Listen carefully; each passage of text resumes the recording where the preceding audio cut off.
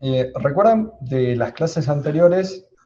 Habíamos estado hablando de distintos tipos de contaminantes, ¿no? Habíamos hablado de contaminantes primarios, de contaminantes secundarios.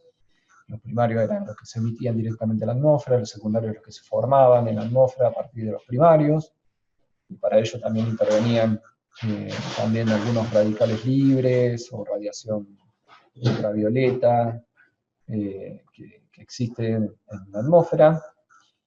Y dentro de lo que eran los contaminantes primarios, habíamos mencionado al monóxido de carbono, el dióxido de azufre, los óxidos de nitrógeno, que eran los que podíamos relacionar con los gases de combustión. Y también habíamos mencionado al material particulado como los cuatro más importantes. Cuando hablábamos de contaminantes secundarios, el más importante en este caso era el ozono. Después habíamos hablado de que el proceso de contaminación del aire comenzaba con el volcamiento a la atmósfera de los contaminantes que recién mencionamos, a partir de fuentes de emisión. Las fuentes de emisión podían ser estacionarias o podían ser móviles. Dentro de las estacionarias habíamos hablado o mencionado lo que son fuentes puntuales, como es el caso de una chimenea, fuentes de área, como es el caso de un incendio forestal, fuentes volumétricas, que son casos específicos. Por lo general las fuentes volumétricas las relacionamos con aquellos casos en donde queremos evaluar emisiones que son difusas desde una planta, es decir, que las fuentes volumétricas suelen no tener una velocidad de flujo de emisión y por lo tanto son emisiones que se realizan a baja altura y que son directamente arrastradas por el viento.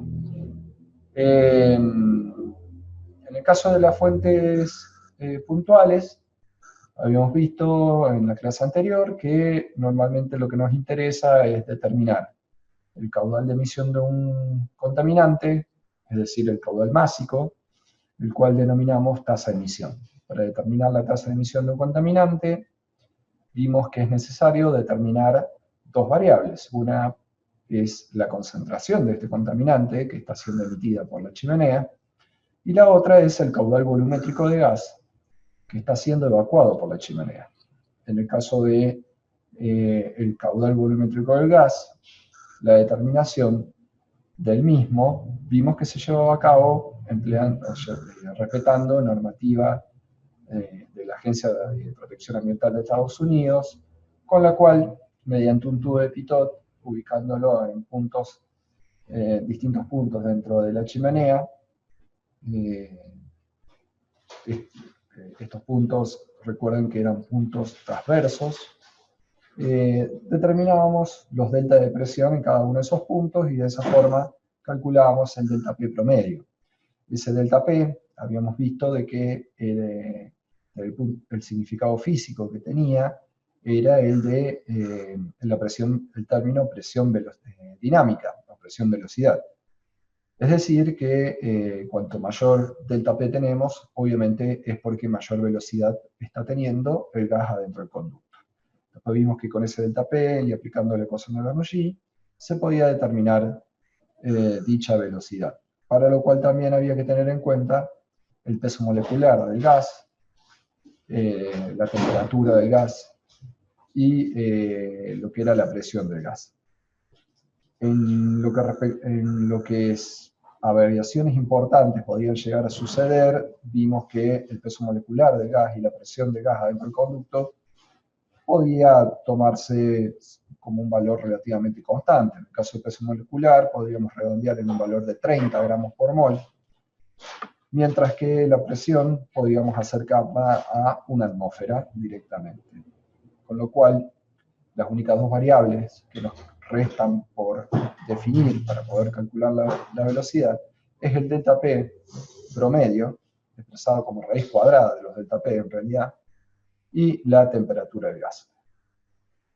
Una vez que tenemos todo esto, podemos determinar entonces la tasa de emisión, y con la tasa de emisión o la concentración, cual sea la que esté contemplada en la legislación, lo comparamos con el valor legal.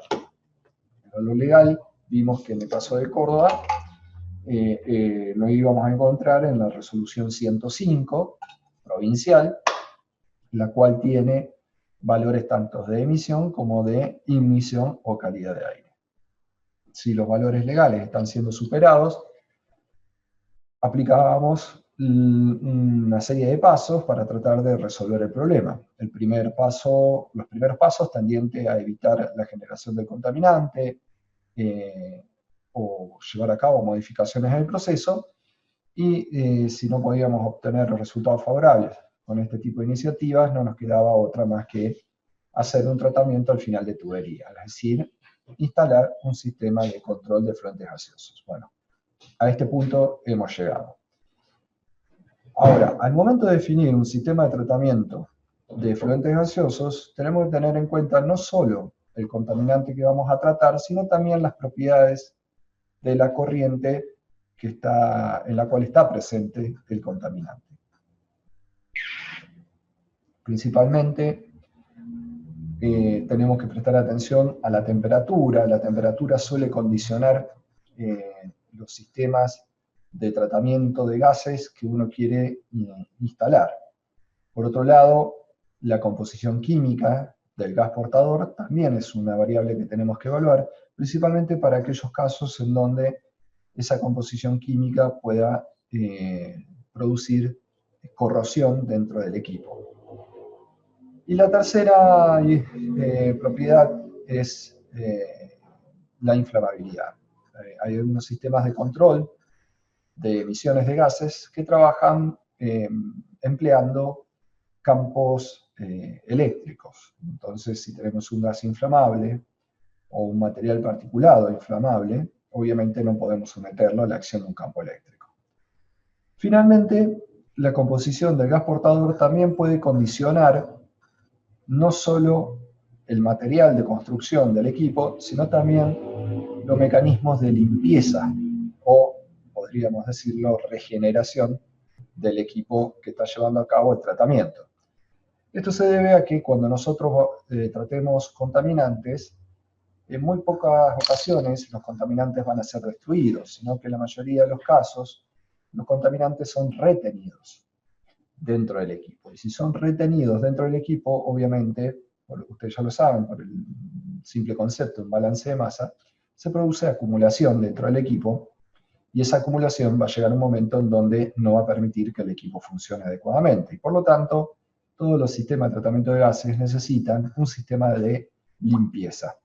Ese sistema de limpieza permite en algunos casos que el contaminante no vea modificadas sus características y por lo tanto pueda ser devuelto al proceso de donde se está haciendo la captación del contaminante. Y en otros casos puede de que la remoción del contaminante la llevemos a cabo empleando principalmente una solución acuosa, en cuyo caso el contaminante obviamente va a perder sus propiedades y muy raramente va a permitir que pueda ser reprocesado. En el caso de usar agua para limpiar las partes internas de los equipos de tratamiento de gases, lo que estamos haciendo en realidad es pasar el contaminante desde la fase gaseosa, o sea, este gas portador que estaba arrastrando al contaminante, a la fase líquida, que es la solución acuosa que empleamos para justamente retener al contaminante. Esto quiere decir que seguramente al sistema de tratamiento de gases deba ir asociado un sistema de tratamiento de efluentes líquidos para tratar el efluente líquido generado dentro del sistema de tratamiento de gases. Lo que respecta también al gas portador, muchas veces también algo que hay que tener presente es el caudal que uno quiere tratar. Hay algunos equipos cuyos costos suelen incrementarse directamente con el caudal a tratar, mientras que otros no es tan así. Obviamente que cuando hablamos de caudales a tratar, siempre vamos a estar pensando en tratar toda la corriente gaseosa que uno quiere someter a tratamiento de gases en un solo equipo y evitar utilizar múltiples equipos. Por otro lado, también en el caso de que nosotros vayamos a instalar un sistema de tratamiento de gases, la pregunta que nos tenemos que hacer es qué eficiencia deseamos que el equipo alcance. Obviamente que uno podría plantearse un objetivo utópico del 100% de eficiencia, es decir, que el equipo retenga completamente al contaminante y del mismo no se emita ninguna traza del contaminante. Ahora, esto, por lo general, es bastante difícil de lograr desde el punto de vista técnico y también los costos suelen aumentar de manera asintótica a medida que incrementamos la eficiencia más allá del 99%. Obviamente que no necesariamente podemos exigirle o demandarle a nuestro equipo de tratamiento de gases una eficiencia tan alta. Y por lo general, una de las maneras de determinar la eficiencia parte de comparar la concentración del contaminante que tenemos a la entrada del equipo de tratamiento y cuál va a ser la concentración que necesitamos a la salida. Como nosotros sabemos, las concentraciones legales de cada contaminante serían las concentraciones objetivo que uno buscaría a la salida del sistema de tratamiento. Obviamente que esto lo podemos afectar por un determinado valor o coeficiente de seguridad para no estar tan al borde de no cumplir con los estándares de emisión. Pero, por ejemplo, si el estándar de emisión es de 500, podríamos exigirle a nuestro equipo que nos cumpla con una concentración de salida que esté alrededor de un 70 o un 50% del valor legal. Obviamente que esto va de la mano de la cantidad de partículas que ingresan al equipo. Si el equipo está tratando una corriente que no está muy cargada, obviamente que una eficiencia más baja nos garantiza de que estemos todavía cumpliendo los valores legales. Ahora, si la carga de partículas o de cualquier otro contaminante al ingreso es muy alta, vamos a necesitar una eficiencia mayor. Y por último, también lo que tenemos que tener en cuenta es la caída de presión que vamos a admitir con nuestro sistema de tratamiento. La caída de presión de un equipo de tratamiento de gases es bastante importante y condiciona principalmente la potencia que va a tener que tener el soplante. Recuerden, ya lo hemos mencionado varias veces, pero por lo general nosotros en un sistema de tratamiento de gases, la parte final obviamente va a ser la chimenea por la cual se vuelcan los contaminantes al ambiente, y la parte inicial, el inicio, seguramente va a ser un sistema de captación, que puede ser una campana o directamente la salida de algún equipo de proceso. En este caso, nosotros tendríamos las dos alternativas, o colocar el soplante cerca de la chimenea, o colocar el soplante cerca del conducto de la campana o del punto donde se está haciendo la toma de los contaminantes. Por lo general, lo recomendable es que el soplante esté lo más cerca posible de la chimenea después de que la corriente sea tratada por un determinado sistema de tratamiento. Esto permite que el soplante trabaje en condiciones en la cual la corriente gaseosa que va a estar movilizando va a tener una menor carga de contaminantes y por lo tanto va a ser menos agresiva para el equipo, y esto aumenta la vida útil del mismo. En lo que respecta a la caída de presión, hay algunos equipos que generan grandes caídas de presión o pérdidas de carga dentro del equipo, mientras que otros no tienen este problema. En el caso de los sistemas que son más eficientes, por lo general vienen asociados a pérdidas de carga también importantes. Y por lo tanto, la caída de presión es un parámetro que debemos tener en cuenta, porque como les mencionaba, la pérdida de carga puede impactar en un requerimiento de potencia del motor del soplante muy elevado, que se va a traducir en altos costos de energía eléctrica cuando el sistema esté operando.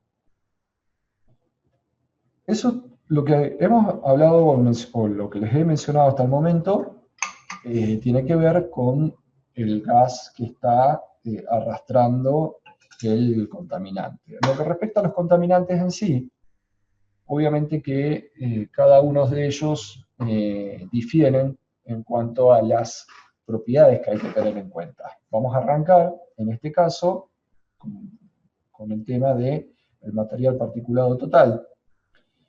Material particulado total, estamos hablando de los contaminantes sólidos. Obviamente que como todo contaminante sólido, es muy importante tener presente mediante qué mecanismo el sistema de tratamiento va a remover al material particulado de la corriente gaseosa. Si lo hace, por ejemplo, utilizando la fuerza centrífuga, puede modificarse la propiedad del contaminante con la cual vamos a tener que trabajar. En este caso, cuando trabajamos con fuerza centrífuga para separar un contaminante sólido de una corriente gaseosa, lo más probable es que tengamos que prestarle atención a lo que es la densidad del material particulado y obviamente su tamaño. Por lo general, cuando hablamos de tamaño, yo ya les comenté al final de la clase anterior, que el material particulado suele tener formas irregulares y tamaños irregulares. Estas formas y tamaños dependen principalmente del proceso que dio origen al material particulado. No es lo mismo si las partículas se generan por el choque de materiales sólidos contra una superficie o, por ejemplo, a la atracción o cizallamiento que se puede producir entre distintas partículas del sólido, las cuales generan dos tipos de distribución de tamaños bien diferenciadas. Es muy difícil en la práctica poder analizar la distribución de tamaño completo de una corriente gaseosa. Por lo general, las distribuciones de tamaños que se llevan a cabo suelen ser los cortes que están identificados con los parámetros regulatorios, es decir, el PM2.5, el PM10 o directamente el material particulado total. Es por ello de que esta dificultad en cuanto a determinar la distribución de tamaños de las partículas dentro de una corriente gaseosa, por lo general termina impactando en que nosotros utilicemos datos bibliográficos para diseñar un equipo y no llevemos a cabo un ensayo específico para poder determinar esta distribución de tamaños. En lo que respecta a la bibliografía, a la derecha estamos viendo una figura que justamente nos da indicios de las distribuciones de tamaños de cada uno de los tipos de material particulados que puedan llegar a ser de interés. Por ejemplo, lo que son cenizas, lo que son humos. Fíjense que cuando se habla de distribuciones de tamaños, no solamente hablamos de partículas, sino también podemos hablar de líquidos. Los líquidos, cuando un contaminante líquido ha condensado y por lo tanto se encuentra en forma líquida, podríamos en algunos casos atacarlo como si fuera un contaminante sólido, teniendo en cuenta también su distribución de tamaño. En el caso de los líquidos, por lo general hay dos grandes familias, los sprays y las nieblas, ¿no? Mientras que en el caso de las partículas, por lo general uno habla de polvo y humo. Cuando hablamos de humo estamos hablando de que tenemos partículas menores a 1 micrómetro y polvo por encima de este tamaño. Y en lo que respecta al líquido, las gotas que pueden llegar a formar parte de un spray tienen tamaños que van más allá de los 10 micrómetros, mientras que las nieblas, estamos hablando de gotas menores a 10 micrómetros. Obviamente que cuanto más pequeña es el tamaño de la gota o de la partícula, más nos va a costar retirar el contaminante de la corriente gaseosa, ¿no? Es por eso de que el material particulado de tamaño pequeño, no solamente que es muy peligroso para la salud de las personas, sino que también es muy dificultoso al momento de tratarlo. Lo que vemos en la parte de abajo son los distintos sistemas de tratamiento de gases ubicados e indicando el rango de tamaños para los cuales pueden ser utilizados. Por ejemplo, vemos que para tamaños de partículas de poco menos de 10 micrómetros para abajo, podemos utilizar filtros de alta eficiencia, mientras que desde ese tamaño, o un poquito más, de 10 micrómetros para arriba, directamente podemos utilizar una cámara de sedimentación. Obviamente que la cámara de sedimentación se utiliza para partículas más grandes, porque justamente cuanto mayor sea el tamaño de la partícula, mayor va a ser la velocidad de sedimentación. ¿Ah? Eso ya lo saben de operaciones unitarias. Por otro lado, también al momento de tratar partículas, hay que tener en cuenta otras cuestiones que pueden condicionar el tema de la seguridad y el tema de los materiales y el mecanismo de limpieza del equipo.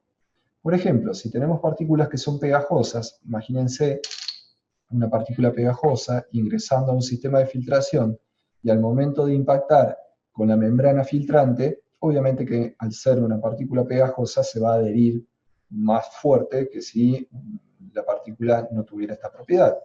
Y por lo tanto eso puede llegar a condicionar el sistema de limpieza.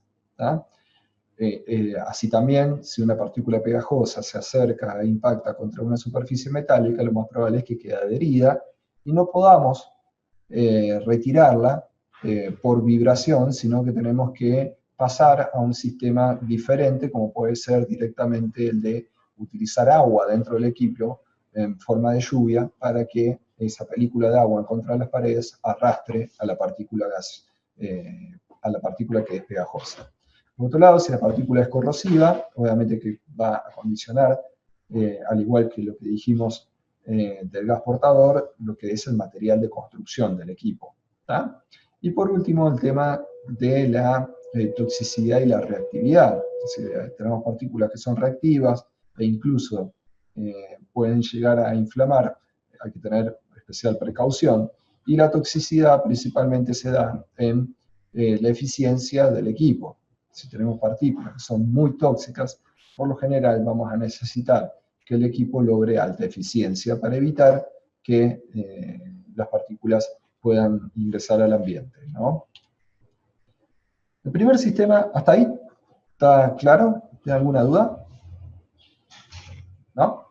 Una consulta, ¿de qué depende de que una partícula sea pegajosa o no? Te escucho muy bajito. A ver, dame un segundo que voy a levantar un poco el volumen. Creo haberte entendido que la pregunta era de qué depende de que la partícula sea pegajosa. Sí, exactamente. Eso va a depender obviamente de la composición de la partícula, ¿no? Principalmente aquellas partículas que contienen azúcares, como puede ser un jugo en polvo o algo de ese estilo, puede llegar a tener este problema. Otro tipo de partículas que tienen este tipo de problemas son aquellas que tienden a formar geles, como por ejemplo material de relleno de los pañales descartables. ¿Ah? Hay algunos equipos que son utilizados en este tipo de industrias tienen que tener justamente ese tipo de precaución. Por lo general, cuando tenés este problema de que las partículas son pegajosas, asociás la limpieza del equipo de tratamiento de gases directamente con la incorporación de agua, ¿tá? Para arrastrar y evitar mantener las superficies húmedas, para evitar que las partículas pegajosas se adhieran. ¿tá? En algunos casos, si la partícula es pegajosa, hay que tener cuidado de que no esté sometida a temperaturas, ¿no? Por un periodo de tiempo más alto. En ese caso puede producirse también descomposición de las partículas y eso traer problemas graves dentro del equipo, ¿no? Ok, ¿alguna? Bien. Vamos a comenzar entonces con sistema de tratamiento de material particulado.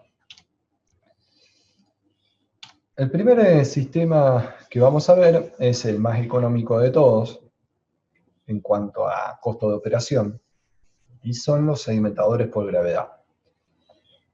En este caso, por lo general, nosotros lo hemos visto aplicados en industrias que tienen elevados caudales de gases a tratar y que las partículas que son arrastradas tienen no solamente un tamaño importante, sino una densidad muy importante. Un ejemplo es ArcelorMittal, es una planta que hace acero, que está ubicada en San Nicolás. En San Nicolás creo que ya es provincia de Buenos Aires, muy cerca de Rosario.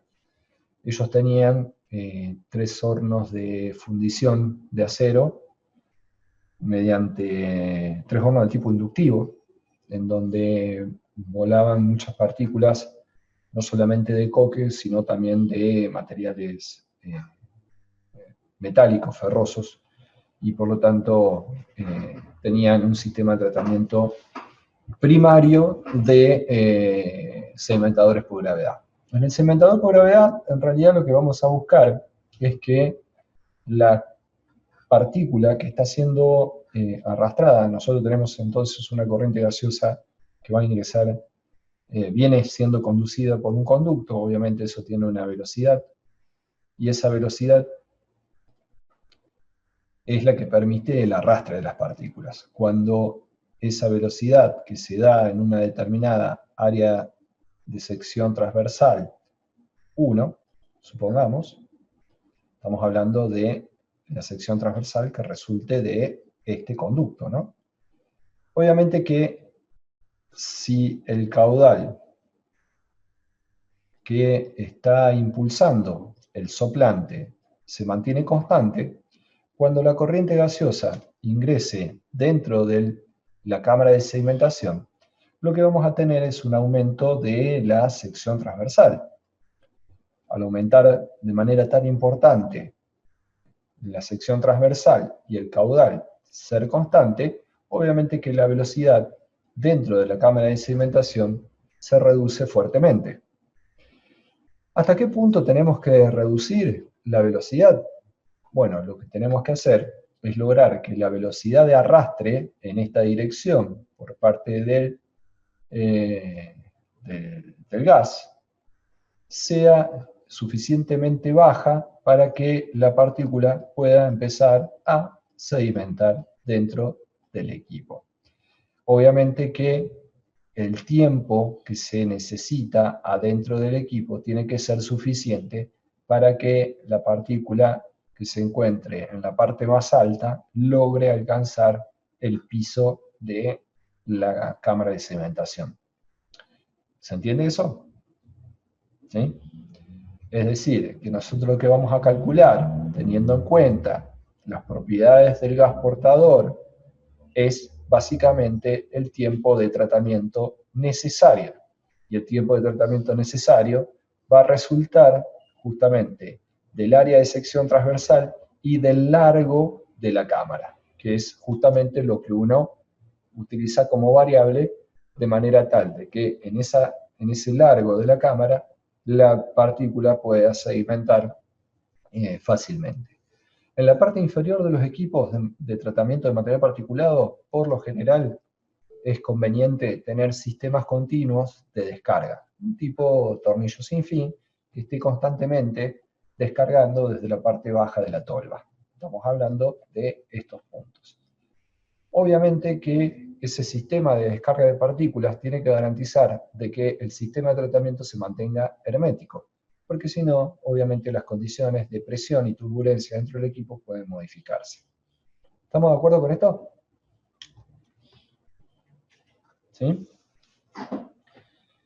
Obviamente que para tener velocidad de sedimentación, las velocidades de sedimentación yo se las dejé, o ustedes las tienen en la clase 6, en la última, en el slide 34, ahí tienen todas las velocidades de sedimentación. Ahí ven que les dejo de compartir, les comparto de nuevo. ¿Están? Acá tenemos las velocidades de sedimentación dependiendo del tipo de partículas. ¿Ok? Bien.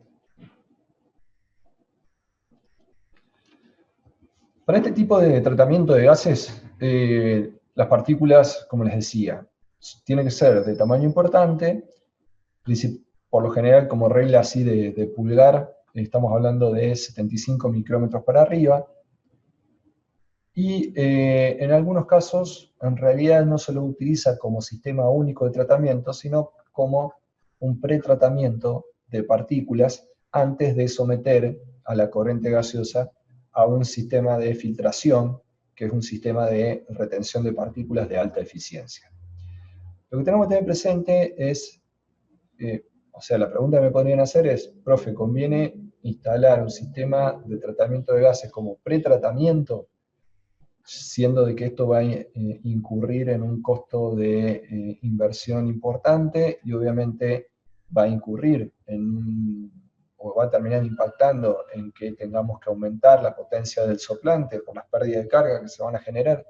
Bueno, ustedes tengan presente de que, por lo general, los equipos de tratamiento de gases suelen limitar su vida útil de acuerdo a los ciclos de limpieza. Es decir, que si un sistema de tratamiento de gases tiene que someterse a limpieza en periodos de tiempo más cortos, es muy probable que la vida útil de las partes de filtrantes o de retención de partículas se disminuya. ¿Okay?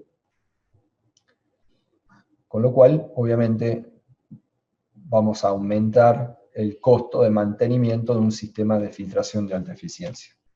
Bien, vamos a continuar. El segundo sistema de tratamiento de gases que vamos a ver, que tampoco tiene partes móviles, son los Profe, ciclones. Sí, lo que dijo recién de ustedes deberían preguntar, hizo una pregunta muy larga, no me quedó del todo claro. O sea, lo que usted quiso decir es que si conviene pretratar los gases antes de pensar en diseñar un equipo, básicamente. no. Yo lo que le quiero decir es que muchas veces podemos pensar en utilizar un sistema de tratamiento de gases, como el que estamos viendo ahora, que no Ajá. tiene partes móviles, que sabemos que tiene baja eficiencia como sistema de tratamiento inicial, y luego completar el tratamiento de gases con otro sistema, como por ejemplo puede ser que acoplemos aquí un sistema de filtros de manga entre la cámara de sedimentación y el soplante para hacer el pulido final o la retención de los contaminantes más finos. Claro, como en etapas, digamos. Como en etapas, pero ahora obviamente que esto tiene mayores costos y ustedes lo que tranquilamente me podrían decir es, ¿tan necesario es hacer un pretratamiento y por qué no directamente tratarlo con un filtro? Bueno, lo que les quiero tratar de decir es que si al filtro lo someten a un tratamiento de grandes cantidades de partículas, se va a cortar. Debe ser eso lo que me están diciendo. Sí, gracias. Pero termino la idea, porque nos queda un ratito de tiempo. Lo que les quiero decir es que si ustedes van a utilizar un sistema de filtración de alta eficiencia para tratar corrientes que están muy cargadas de material particulado, obviamente que ese sistema de alta eficiencia lo van a tener que limpiar en periodos de tiempo más cortos. O sea, en lugar de limpiarlos una vez por hora, a lo mejor seguramente lo van a tener que limpiar 2 o 3 veces en una hora. Y por lo general, todas las etapas de limpieza lo que terminan haciendo es reducir la vida útil de las partes internas del equipo. Con lo cual, instalar un sistema de pretratamiento te puede ahorrar muchísimo dinero en la mantención de este sistema de alta eficiencia. ¿Quedó claro? Sí, clarísimo. Muchas gracias. Vamos a arrancar. Como les decía, el otro sistema de tratamiento de partículas que no tiene partes móviles dentro del mismo son los ciclones. Estos colectores mecánicos lo que hacen es utilizar la fuerza centrífuga para separar las partículas de la corriente gaseosa. En el caso anterior, lo que estuvimos viendo era que aprovechábamos la velocidad de sedimentación de las partículas para separarlas. En este caso, como la fuerza que estamos utilizando para separar las partículas es la fuerza centrífuga, obviamente que es un principio de separación mucho más eficiente que el anterior, y por lo tanto, obviamente, este tipo de equipos se aplican para el tratamiento de partículas que son más pequeñas que en el caso anterior. Si recién hablábamos de 75 micrómetros o más de diámetro de partícula, recuerden que ese diámetro es un diámetro teórico, que se llama diámetro aerodinámico equivalente, y que dependía de la densidad de las partículas, que subimos en la clase anterior. En este caso vamos a estar hablando de que vamos a poder retener partículas de 5 micrómetros para arriba, es decir que ya estamos entrando en la parte de partículas bastante finas. En este caso el principio de funcionamiento es muy sencillo, se obliga a la corriente gaseosa a ingresar tangencialmente al equipo, por eso van a ver que la boca de ingreso de los sistemas tiene esta arquitectura de manera tal de que la corriente gaseosa cuando ingresa comience a girar dentro del equipo en contra de las paredes. Como el ingreso de la corriente gaseosa dentro del equipo se da de manera continua, obviamente que la corriente gaseosa adentro del equipo es obligada a descender. A medida que va girando dentro del equipo, obviamente esos cambios de dirección hacen de que las partículas, por una cuestión de inercia, se separen de la corriente gaseosa e impacten con las paredes del ciclón. Una vez que impactan con las paredes del ciclón, pierden completamente su cantidad de movimiento y caen hacia la parte baja del equipo. De nuevo les repito, en la parte baja del equipo, si bien no lo tenemos aquí graficado, siempre tenemos que tener un sistema que permite evacuar las partículas, pero que de alguna manera mantenga cerrada la descarga, ¿no? Es decir, que no esté abierta a la atmósfera, porque si no se van a generar una turbulencia en toda esta zona, que obviamente va a afectar el funcionamiento del equipo. Y en este equipo en particular, es muy importante que los principios hidrodinámicos dentro del mismo se mantengan inalterados.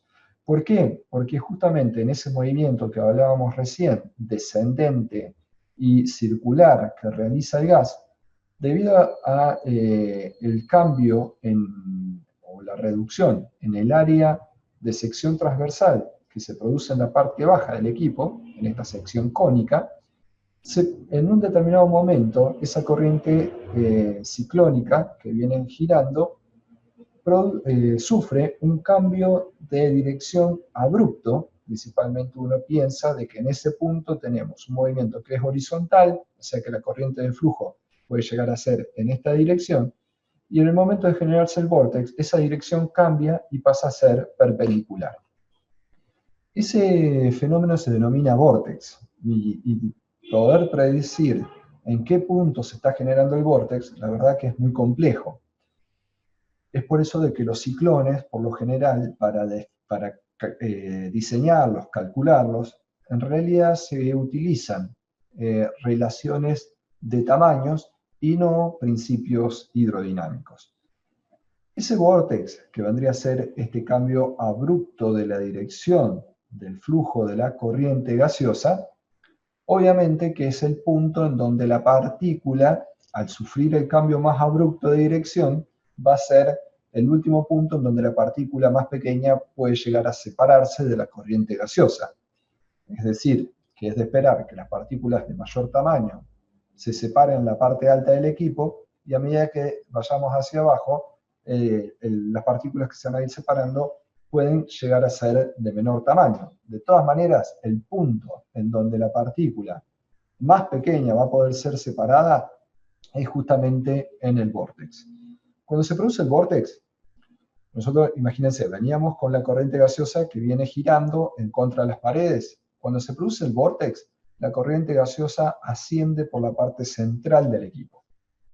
Ese ascenso por la parte central, obviamente que uno cuando lo imagina, tiene que asumir de que hay un flujo gaseoso que asciende en la parte central, y hay un flujo que asciende verticalmente a la parte central, y hay un flujo gaseoso que horizontalmente va descendiendo dentro del equipo. Con lo cual, realmente, si se produce de alguna manera alguna distorsión del flujo dentro del equipo, ese principio de funcionamiento se rompe y no se lleva a cabo. ¿Dónde se puede generar una zona de turbulencia muy alta para que esa corriente gaseosa que viene ascendiendo por la parte central pueda llegar a ser redirigida hacia las paredes e inyectada nuevamente dentro del equipo? Principalmente en el ingreso de la corriente gaseosa dentro del equipo. Es por eso de que, para garantizar de que el vórtex que se ha formado y ha producido una corriente de ascenso vertical logre ser evacuada de adentro del equipo sin sufrir problemas, se coloca este ducto este ducto acá, que justamente recibe el nombre de buscador de vórtex.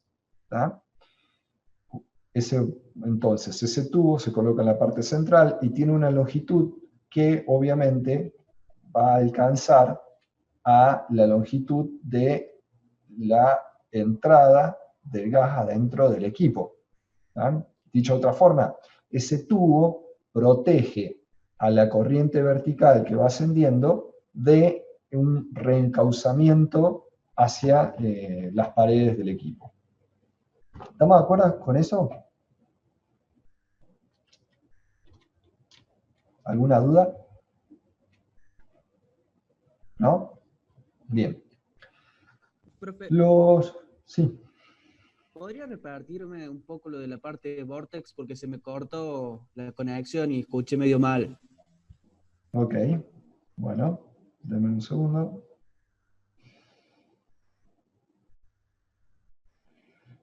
Aquí en la parte, esta corriente que viene ascendiendo por la parte interna del equipo hacia arriba, si este buscador de vórtex no lo protegiera de la alta turbulencia que se puede llegar a estar produciendo en el ingreso de la corriente gaseosa en la parte alta del equipo, podríamos correr riesgo de que esa corriente central sea reencauzada por la corriente que ingresó y comienza a girar dentro del equipo hacia las paredes, ¿no?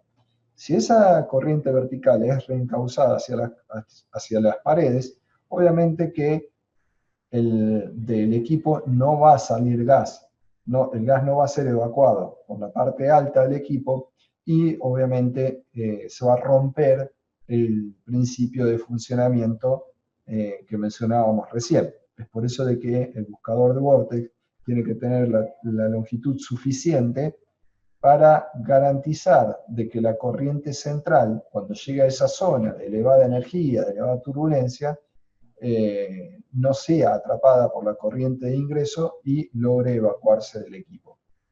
Obviamente que esta corriente que sale hacia arriba es la corriente de gas tratada y el material particulado se descarga por la parte baja. Y obviamente también, cuanto mayor sea la velocidad del gas adentro del equipo, mayor va a ser la fuerza centrífuga con la cual se va a estar trabajando. Y esto termina impactando en que eso podría aumentar la retención de partículas más pequeñas o más livianas. En cualquiera de los dos casos, obviamente que eso se lograría aumentando la potencia del sistema de extracción. Es decir, que esta parte alta del equipo es la que se conecta con el soplante, ¿no? ¿Se entiende? Si nosotros queremos aumentar la velocidad de flujo adentro del equipo, en realidad lo que vamos a tener que hacer es aumentar la potencia del soplante, es decir, la potencia del motor que vamos a tener aquí. Y eso se traduce en mayores costos de consumo de energía eléctrica. ¿Ah? Si la corriente gaseosa que se quiere tratar tiene un caudal muy alto, ahí sí no nos queda otra que trabajar con múltiples ciclones. Cuando trabajamos con múltiples ciclones es muy difícil garantizar de que si queremos optar por ciclones individuales, podamos redirigir la misma cantidad de flujo de gas a cada uno de esos ciclones. Es por eso de que por lo general lo que se termina haciendo es instalar un sistema como el que tenemos aquí a la derecha, donde los múltiples ciclones están dentro de un mismo compartimento y la corriente gaseosa es alimentada a ese compartimento. Obviamente que la corriente gaseosa en este caso va a ser alimentada, supongamos, de manera vertical, con lo cual se nos complica el principio de funcionamiento que mencionamos recién de que la alimentación ingrese tangencialmente para que comience a circular dentro del equipo. Es por eso de que, fíjense que en este caso el ciclón tiene estas aletas inclinadas, estas aletas inclinadas, ¿tá? Que justamente el objetivo que tienen es que cuando ingrese la corriente gaseosa a tratar por la parte alta, sean dirigidas esa corriente hacia las paredes del ciclón. ¿Para qué? Para que comience a producirse ese flujo circular dentro del equipo y obviamente tengamos la producción del vórtex en una determinada sección de la parte cónica del ciclón. Obviamente que también vamos a tener que mantener el buscador de vórtex, en los cuales del equipo lo que vamos a tener es múltiples salidas de los buscadores de vórtex de cada uno de los ciclones. ¿Está? ¿Estamos de acuerdo con esto? Sí. ¿Sí? Bien. Otro tipo de tratamiento de gases o sea, hasta el momento lo que vimos es que las partículas que se pueden retener, obviamente pueden ser reprocesadas porque no se ha modificado ni su estado ni sus propiedades. Y en algunos casos puede llegar a ser necesario utilizar sistemas húmedos. ¿Cuándo, por ejemplo, puede llegar a ser necesario utilizar sistemas húmedos? Lo que dijimos antes. Si tenemos partículas que son pegajosas o estamos trabajando con polvos que son inflamables, trabajar con un sistema de lavado de gases, obviamente que es lo más adecuado en cuanto a la seguridad. El principio de funcionamiento de los sistemas húmedos, en el caso de partículas, obviamente que tienen como principio básico la intersección de la partícula y de la gota, o como lo quieran ver, si la gota cae de arriba, es la gota con la partícula.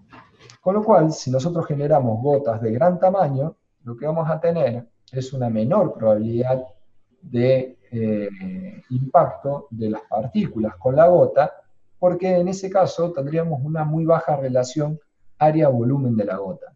En cambio, si nosotros generamos con el mismo caudal de agua una mayor cantidad de gotas, aumentamos esa relación área-volumen que hablábamos recién, y la cantidad, o mejor dicho, la capacidad de impactar partículas sólidas por parte de las gotas también aumenta. Obviamente que esto se traduce en un aumento de la eficiencia del equipo. ¿Ah? Es por eso de que la eficiencia de los sistemas de lavado principalmente depende de, obviamente, el tamaño de la partícula. Partículas más pequeñas son más difíciles de impactar. La velocidad de la partícula, eso da de alguna manera el tiempo de retención y la probabilidad de impacto entre gota y partícula, y la velocidad del chorro o de la gota de agua. Pero lo que no hemos mencionado acá, en realidad, es el tamaño de la gota. Por lo tanto, aquí tendríamos que agregar una cuarta variable, que es el tamaño de la gota. ¿Ah? Cuando vamos a utilizar torres de lavado, y utilicemos sistemas de inyección de agua. Perdón, ¿sí? ¿El tamaño de qué? De la gota. Gracias. Estamos. ¿Me escuchan bien o estoy hablando muy bajito? Se escucha bien. Bien. En el caso de los sistemas húmedos, podemos trabajar con varias alternativas. Ustedes en Operaciones Unitarias 2 vieron lo que eran las torres de lecho empacado. ¿tá? Una torre de lecho empacado, ustedes saben que en el caso de la torre aumentaba la superficie con la cual se puede producir la transferencia de masa, ¿no es cierto?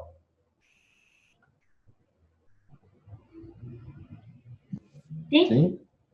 En este caso, si nosotros ponemos un relleno empacado, aumenta la probabilidad en que las partículas, que por lo general para empacados estamos hablando de partículas muy pequeñas, aumenta la probabilidad de que la partícula interaccione con una gota. ¿Tá? Por otro lado, podemos usar también platos perforados, semejantes a los de las torres de destilación, que también trabajan con un principio de funcionamiento semejante al de la torre de destilación, en donde la corriente gaseosa ascendente debe pasar de un plato inferior a un plato superior a través de las aberturas de este plato. Y este plato sabemos que siempre va a estar inundado con agua. Por lo tanto, cuando el gas atraviesa esa cantidad de líquido, ahí puede quedar retenido lo que es el material particulado. De todas maneras, esos sistemas también tienen una elevada pérdida de carga. La mejor manera de aumentar la probabilidad de que una partícula impacte o sea interceptada por una gota es aumentar la turbulencia dentro del equipo. ¿Cómo podemos aumentar la turbulencia dentro del equipo? Bueno, por un lado podemos utilizar, ustedes saben que el flujo laminar y el flujo turbulento vienen dados principalmente, o sea, se distinguen por la velocidad del fluido. Por lo tanto, si nosotros dentro del equipo podemos aumentar de manera importante la velocidad del fluido, podemos justamente pasar de un flujo laminar a un flujo turbulento. Si pasamos de un flujo laminar a un flujo turbulento, obviamente que la probabilidad de impacto de la gota y la partícula aumenta muchísimo. Y es por eso de que los sistemas tipo Venturi son los más eficientes para este tipo de tratamiento de partículas. La otra parte interesante que tienen los sistemas de tratamientos mediante vía húmeda, o las torres de lavados, es que pueden permitir el tratamiento simultáneo de material particulado sólido y también de contaminantes gaseosos. Imagínense que las partículas que se quieran tratar estén siendo arrastradas por un gas que es corrosivo o por un gas que tiene contaminantes gaseosos que sean reactivos, como puede ser tal vez el dióxido de azufre. ¿Ah? Entonces, nosotros lo que podremos hacer es no solamente usar agua, que por lo general estamos hablando de agua de la red industrial de la planta, sino que en ese caso al agua le podemos agregar algún aditivo, como puede ser una piedra caliza o una solución de soda cáustica, la cual puede llegar a interaccionar o reaccionar directamente con el contaminante y también retenerlo. Ya vamos a ver más adelante un ejemplo de esto. Pero entonces, resumiendo, la otra ventaja que tienen las torres lavadoras es que son los únicos sistemas que permiten el tratamiento conjunto de contaminantes gaseosos y contaminantes sólidos. ¿Ok?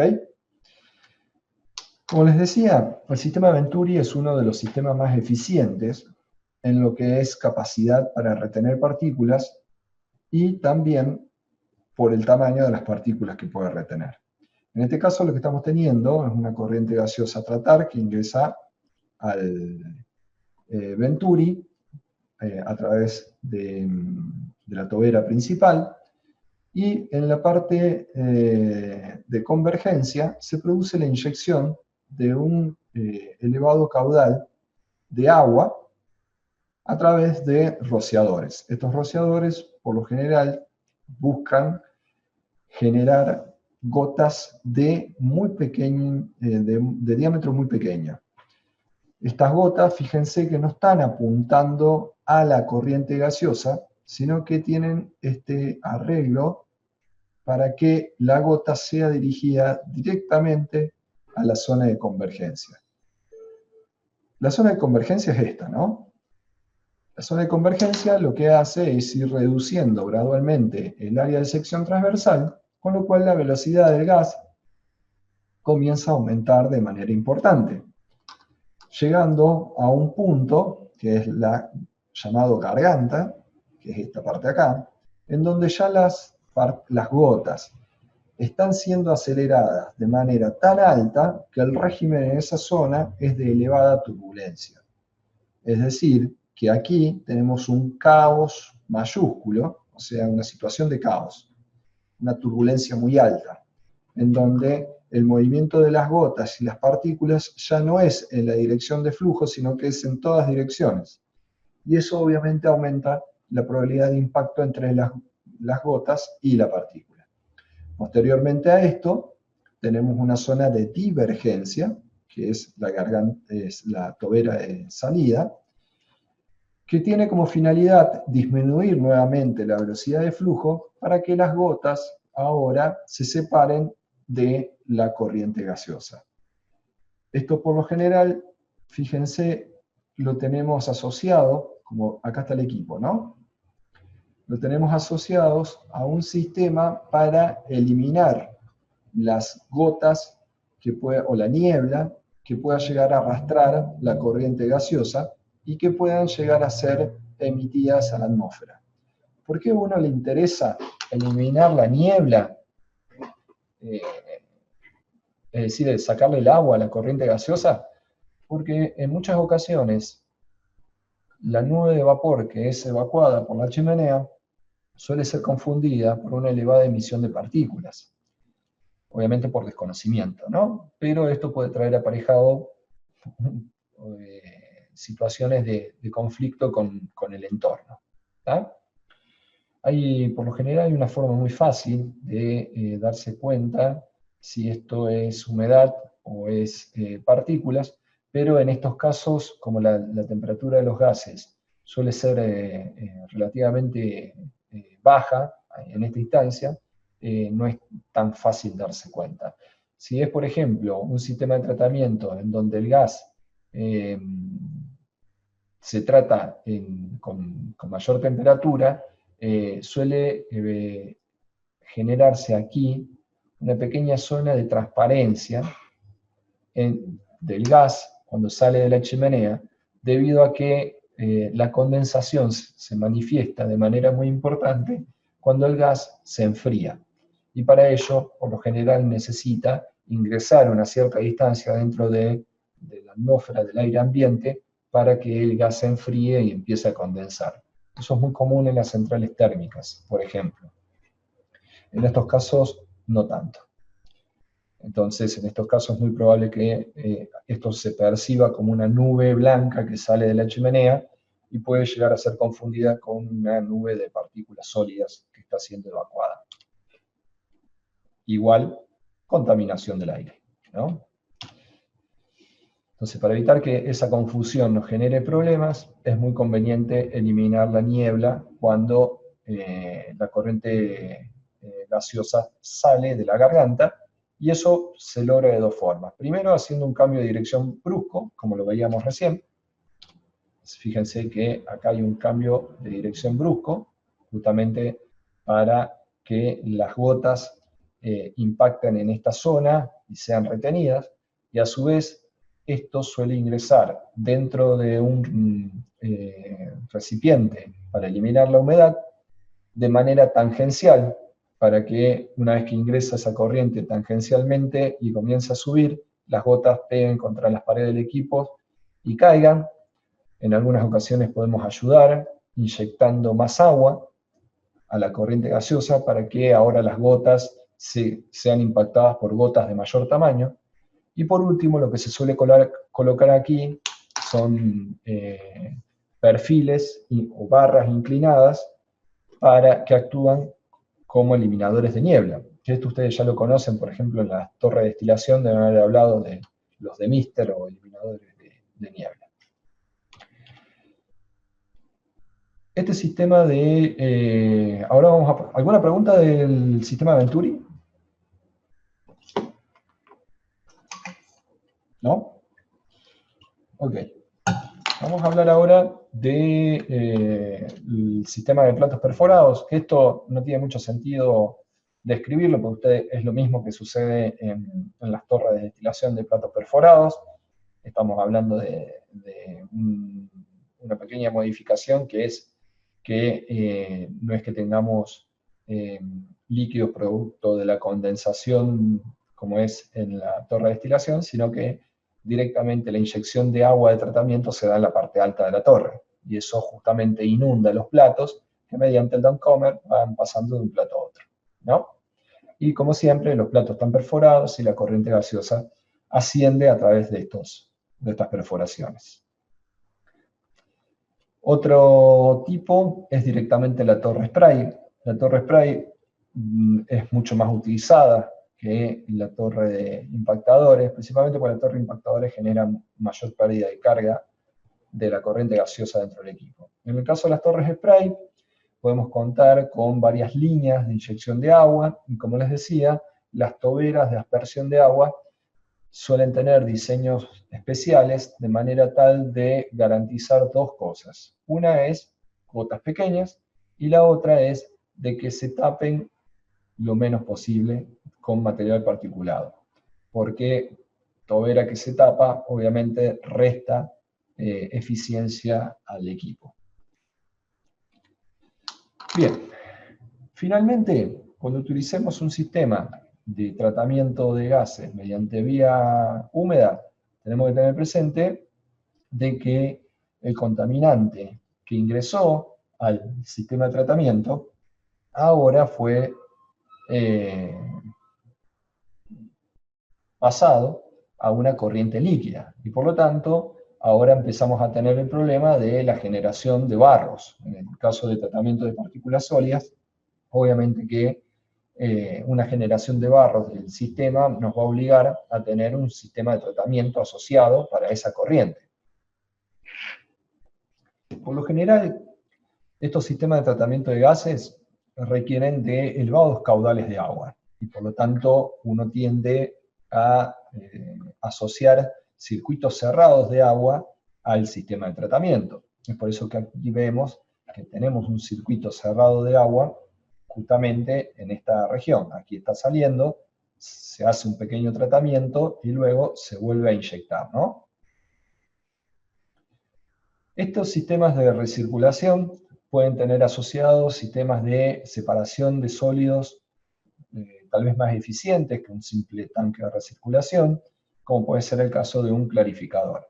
En el caso de que la corriente líquida, además de tratar a las partículas, trate gases ácidos, puede llegar a ser necesario de que en este tanque de recirculación llevemos a cabo el control del pH, porque si vamos a tratar gases ácidos vamos a utilizar soluciones alcalinas, y si utilizamos soluciones alcalinas, el pH de la solución va a ir disminuyendo a medida de que la solución vaya siendo utilizada, con la misma neutralización que se va a producir.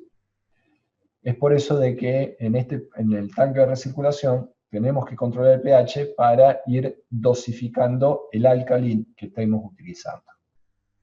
Por otro lado, puede ser de que no es que estemos tratando gases ácidos, sino que las partículas le confieren a la solución líquida algún pH. Puede ser que las partículas sean cáusticas. Por lo tanto, en este tanque lo que vamos a tener es un aumento del pH. Y en ese caso lo que vamos a necesitar es un sistema de dosificación de algún ácido débil para ir manteniendo el pH dentro de los rangos de operación. ¿Está? ¿Alguna pregunta de esto? ¿No? Los sistemas de lavados van a ser más eficientes que los sistemas que vimos anteriormente de la cámara de sedimentación y el ciclón. Pero tienen la gran diferencia, la gran desventaja de que tienen alto consumo energético y de la generación de un efluente líquido. ¿Está?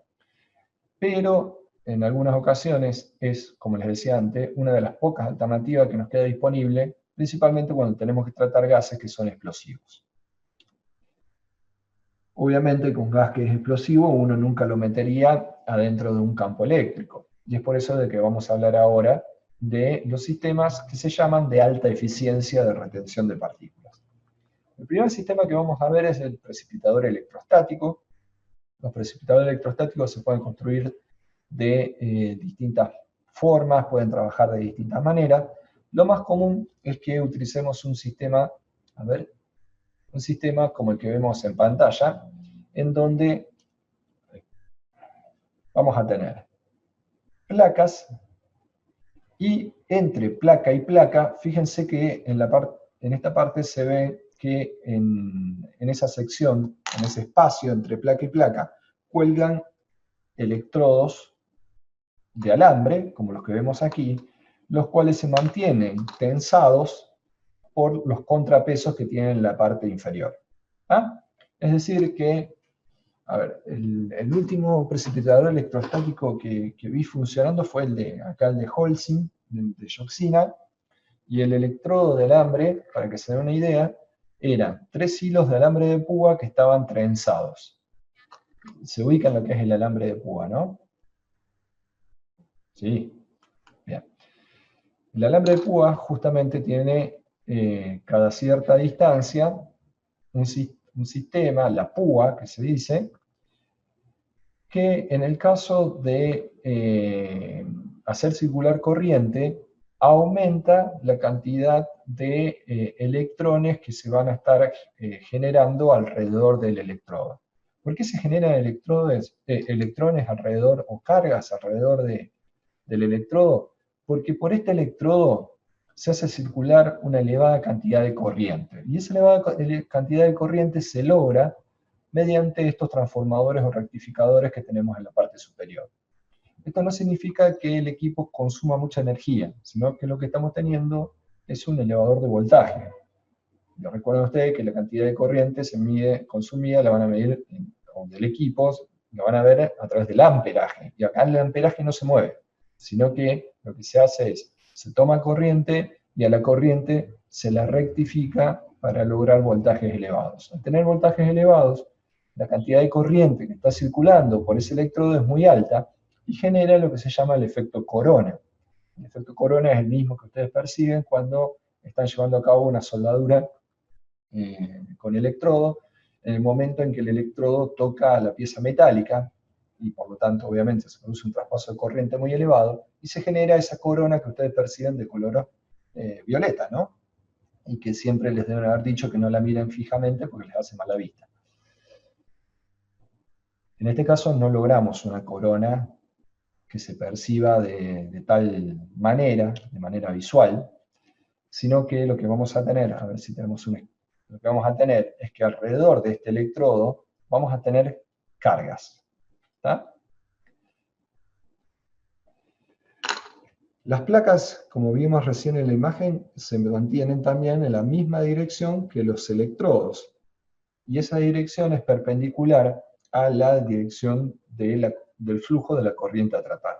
Es decir, que si nosotros vemos esta imagen, estamos viendo que tenemos una placa del lado izquierdo, otra placa del lado derecho, y entre la placa las líneas de electrodos uno atrás de otro. Estos electrodos, obviamente, que generan una carga, y las placas están conectadas a tierra. Al estar conectadas a tierra, las placas generan entre el electrodo y la placa un campo eléctrico. ¿Está? ¿Cómo es entonces el principio de funcionamiento? La corriente gaseosa va a entrar perpendicular a lo que nosotros vemos en la pantalla. Es decir, que va a pasar entre las placas y las partículas que vayan pasando cerca de los electrodos centrales cuando impacten con la nube de electrones que hay alrededor de ese electrodo central, van a adquirir carga. Una vez que adquieran carga, como las placas tienen carga opuesta, las partículas se desvían de la corriente gaseosa hacia las placas. Esto que vemos aquí al costado de las placas no es más que partículas que se han desviado y han impactado en la placa. Una vez que impactan en la placa, la partícula se mantiene en la placa y se comienza a acumular en la placa. Con lo cual, corremos riesgo de que si no limpiamos, no quitamos las partículas que se van adhiriendo a la placa, llega un momento en que la cantidad de partículas que se han adherido a la placa actúen como aislante. Y obviamente esto nos rompa el campo eléctrico que se había generado entre el electrodo central y las placas. En ese momento lo que vamos a tener es que el equipo va a dejar de funcionar y toda la corriente gaseosa que está entrando al mismo va a salir evacuada como si no se hubiera realizado ningún tipo de tratamiento. Esa es la principal desventaja que tienen estos equipos. Si nosotros vemos lo que es concentración en función del tiempo de funcionamiento del equipo, lo que vamos a ver es que hay concentraciones muy bajas que están siendo emitidas, pero cuando se produce este cortocircuito que hablábamos recién, de que la cantidad de partículas que se juntaron contra las placas son elevadas y por lo tanto hacen de aislante y rompen el campo eléctrico, vamos a tener que en ese punto la emisión aumenta muchísimo, prácticamente a una emisión, a una concentración igual a la concentración de ingreso al equipo. Una vez que logre ser restituido el equipo, el campo eléctrico, obviamente que esa concentración va a bajar inmediatamente y se va a mantener en bajas concentraciones. Este sistema, prácticamente uno podría decir, bueno, es un sistema tipo on-off, o sea, o funciona o no funciona.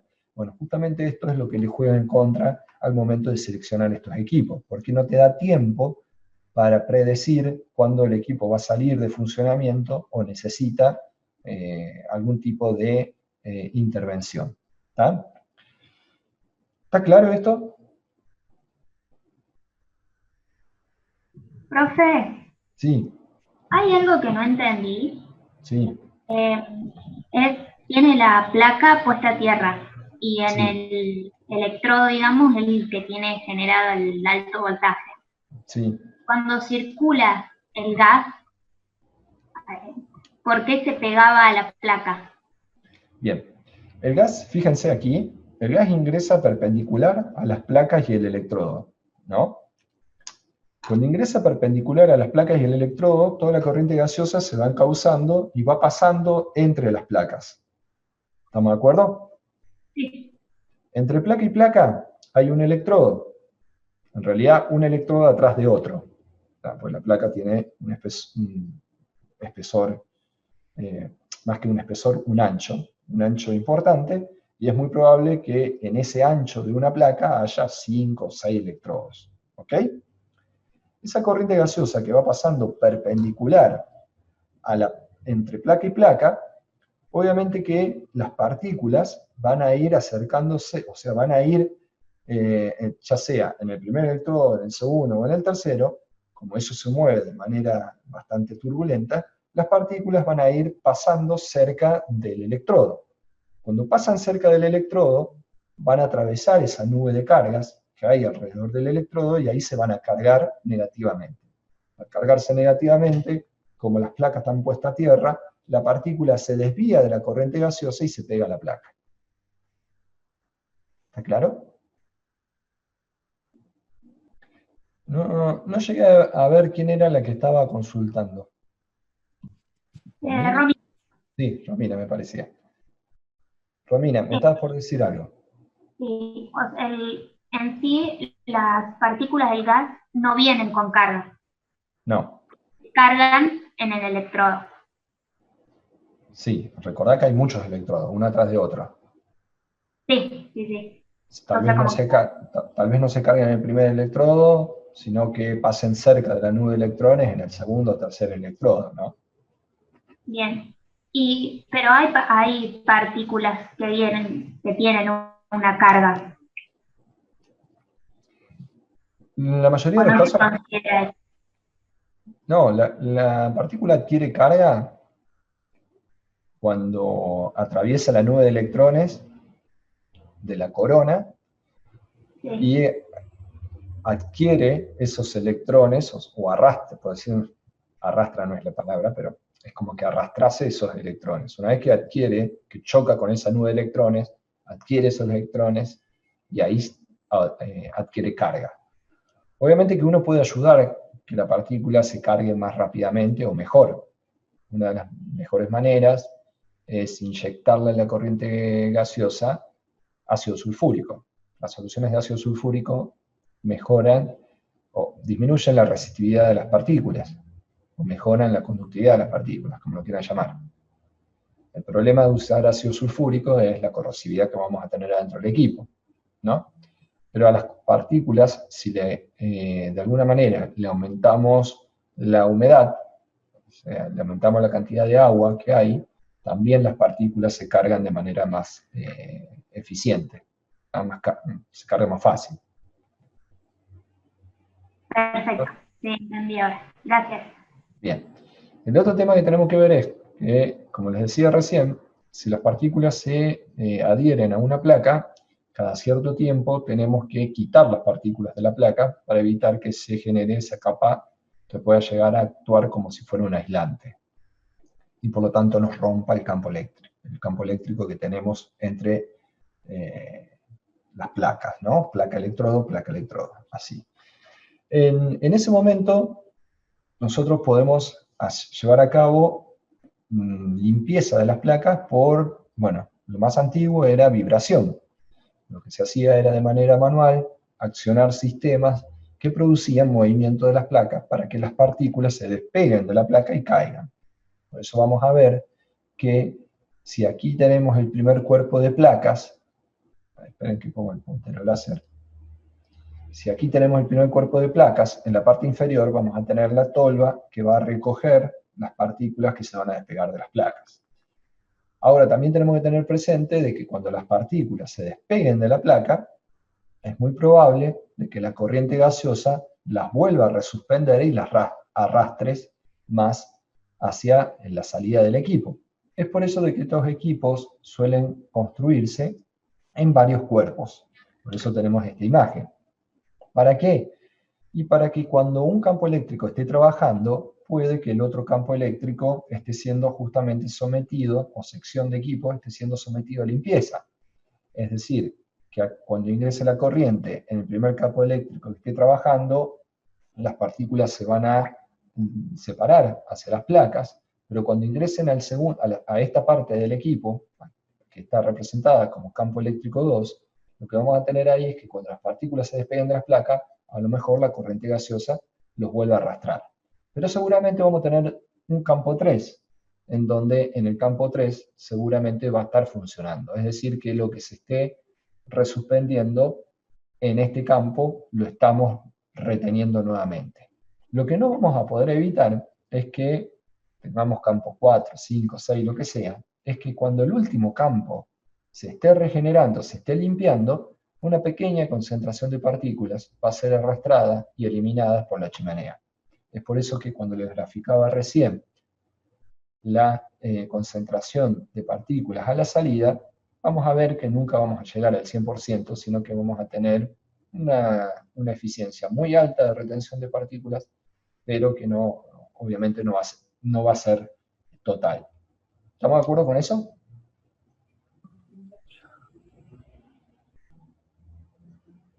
¿Se entendió? Sí, se entiende. Bien.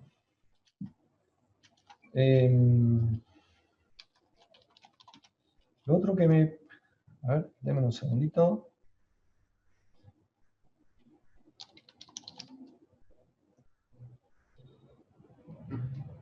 No, bien. Continuemos. Ustedes están viendo el PowerPoint, ¿no? Sí, profe. Bien. Si hablamos aquí, vemos que, a diferencia de los otros, la eficiencia de retención de partículas es bastante alta para partículas que son muy pequeñas, que justamente son las más difíciles de atrapar, ¿no? Y partículas prácticamente mayores a 10 micrómetros, es muy difícil de que el equipo no logre atraparlas. ¿Ah? Obviamente que este equipo tiene algunas restricciones, como por ejemplo, no utilizarlo para materiales que son inflamables, que son explosivos. Y lo otro que tenemos que tener presente es que ese mecanismo de limpieza que les decía antes, de que se hacía de manera manual, mediante vibraciones, también se puede lograr, y es lo que se utiliza hoy en día, mediante la vibración generada por, ya sea, martillos neumáticos o un martillo neumático en realidad lo que es un sistema que está acoplado en los costados de los equipos, al cual se le inyecta aire a presión, y cuando una cierta presión se supera, una parte de goma golpea con la chapa y hace vibrar todo el equipo. Pero no vibra por el golpe, sino por el ruido que genera. Y la otra forma es directamente colocar una bocina sónica, en donde también las bocinas sónicas generan vibración de todas las partes sólidas que tenemos dentro del equipo. Hay otra forma también de limpiar las placas y hacer que un sistema de este tipo pueda llegar a tratar materiales que son pegajosos. Y eso se logra haciendo o rociando a las placas en la parte superior con una pequeña cantidad de agua. Eso genera que a través de la placa exista una película descendente de agua en la cual las partículas, cuando llegan a la placa, inmediatamente son arrastradas hacia abajo. Obviamente que desde el momento en que hemos mezclado o inyectado agua dentro del equipo, vamos a necesitar el mismo sistema de tratamiento de barros que vimos recién en los sistemas de lavado, ¿no? ¿Quedó claro eso? Bien, espero que sí. El último sistema de tratamiento de gases, que es el más utilizado, son los sistemas de filtración. En los sistemas de filtración, lo que vamos a tener son membranas filtrantes que van a ser las encargadas de retener a las partículas y obviamente permiten el paso de la corriente gaseosa a través de ellas. Lo que tenemos que tener en cuenta aquí es que van a interactuar de manera simultánea varios tipos de fuerzas. Primero va a haber partículas más grandes que directamente, cuando el gas intente atravesar a la tela filtrante, van a impactar con la fibra. O sea, tengan presente que una tela filtrante, a ver si tengo alguna imagen por acá. No, no tengo ninguna imagen. Una tela filtrante en realidad son fibras que están entrelazadas, ¿no?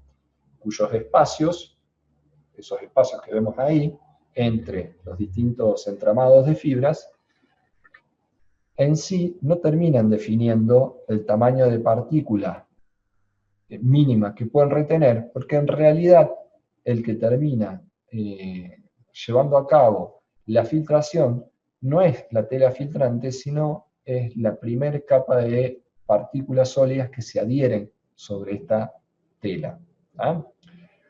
Además de tener impacto inercial, obviamente que también se puede producir intersección y difusión browniana de partículas bien pequeñas. Es una alternativa muy interesante, pero siempre perdemos el interés cuando nos enteramos el costo, ¿no?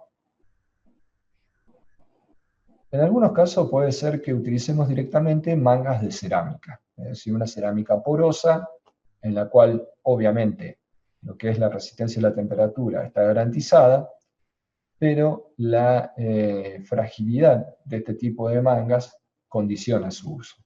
¿Okay? Si podemos tener partículas que impactan a elevada velocidad, obviamente que esto va a generar un serio problema, por más de que a los equipos se le puede adicionar sistemas para evitar que las partículas choquen contra la fibra de manera agresiva. ¿Cómo es el principio de funcionamiento? Bueno, por empezar, acá lo que vemos es que tenemos un sistema en donde las fibras están posicionadas de manera vertical. El ingreso de la corriente a tratar lo tenemos en la parte inferior, y justamente al tenerlo en la parte inferior nos evitamos de que la corriente de gas directamente choque contra la fibra, contra las mangas, y por lo tanto ejerza ese fenómeno de abrasión y las desgaste. En este caso, la corriente gaseosa va a ingresar entonces por la parte inferior, tiene un sistema de distribución de flujo, no es más que una placa de choque que hace que la corriente que viene en horizontal tenga que cambiar de dirección, y cuando vuelve a ascender se permite una distribución de flujo homogénea dentro del equipo. Cuando la corriente de aire ingresa aquí, va a pasar desde la parte interna de la manga hacia la parte externa. Cuando esto sucede, nos condiciona al momento de tener que limpiar la manga. Para limpiar la manga, por lo general lo que hacemos es utilizar aire en sentido inverso. Pero si usamos aire en sentido inverso, lo que vamos a estar haciendo es que todo el material particulado que está dentro de la manga se despegue y caiga a la parte inferior. Y en ese caso, por lo general, tenemos que aislar a los sistemas de tratamiento. Es decir, que va a haber, por ejemplo, si tenemos una demanda de 40 mangas para llevar a cabo la filtración de una corriente gaseosa cargada con X concentración de partículas, el equipo seguramente va a tener que tener 80 mangas, 40 funcionando y 40 limpiándose. Esto obviamente, como la manga es el costo más importante dentro de este sistema de filtración, lo condiciona, y es por eso de que este tipo de equipo ya, este tipo de arquitectura de trabajo ya no se utiliza. Lo que se utiliza son los sistemas de limpieza por aire comprimido reverso, o pulso de aire reverso.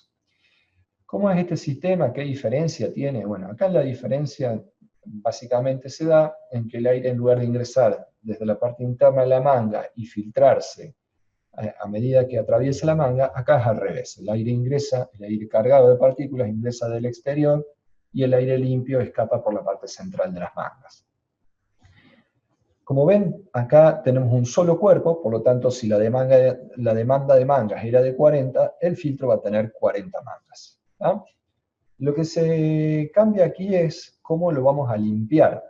Y para limpiarlo, en realidad lo que vamos a tener, fíjense que aparece en la parte superior del equipo, estas líneas, estas cañerías amarillas, que son líneas de inyección de aire comprimido. ¿Ah?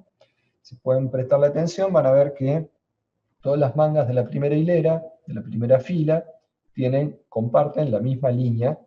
La segunda fila tiene así, también comparten una misma línea, la tercera y así sucesivamente.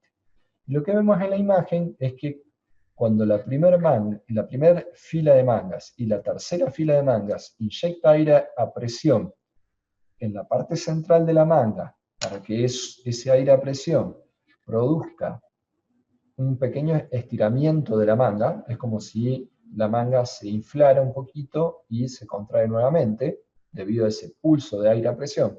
Cuando se genera ese estiramiento de las fibras de la manga, obviamente que la torta de partículas que se había generado en la parte exterior de la manga se va a romper y van a caer.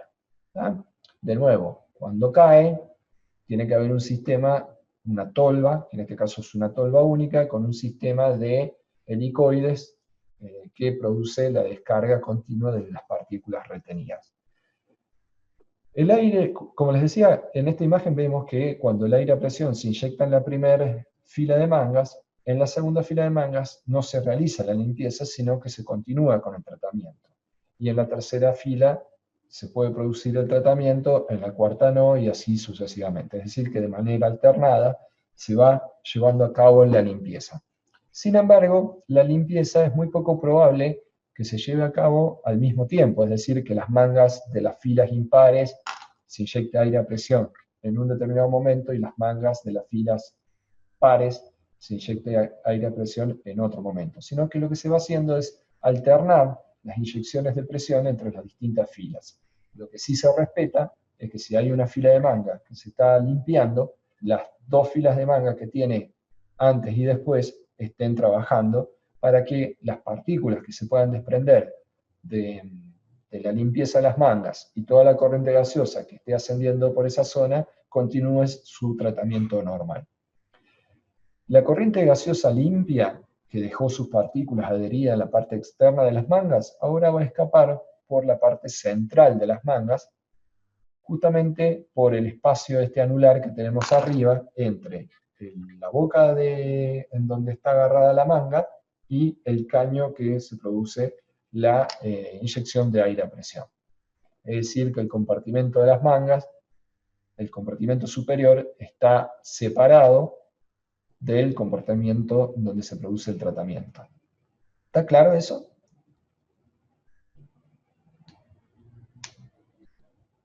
Sí. ¿Sí? Bien. Este sistema, como les decía, es uno de los sistemas que mayor eficiencia logra y tiene la ventaja, frente al anterior, de que permite anticiparnos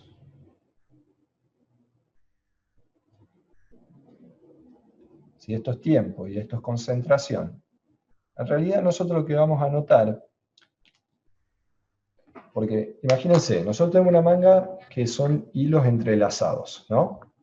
Una manga que tiene hilos entrelazados. ¿Qué pasa a la tela de nuestra ropa si la empezamos a estirar y soltar? Estirar y soltar. ¿Qué hace?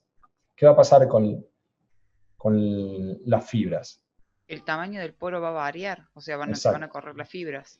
Exacto, o sea, si nosotros estiramos las fibras, lo que vamos a terminar impactando es que ese estiramiento va a generar poros más grandes. Dicho de otra forma, va a haber partículas pequeñas que van a empezar a atravesar a la fibra, ¿no? Hasta que la fibra, obviamente, por algún motivo se rompa, ¿tá? Es decir, que si nosotros a la fibra la sometemos a ciclos de limpieza cada vez más cortos, la vida útil de la fibra disminuye. Y ahí es, como les decía al principio de la clase, que cobra sentido instalar un sistema de pretratamiento para que los ciclos de limpieza de los filtros se hagan cada vez a espacios más largos. ¿Se entiende?